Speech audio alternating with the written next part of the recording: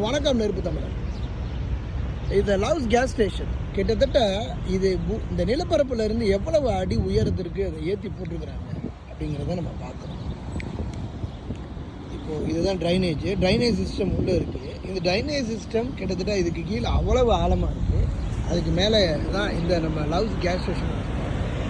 இதில் இருந்து இந்த நம்மளுடைய நிலத்தினுடைய பரப்பு என்பது எவ்வளவு கீழே இருக்குது அப்படியே நான் உண்மையிலே ஒரு அதிசயமாக இன்றைக்கி தான் முத ஒரு சாக்கடையை பார்த்தேன்.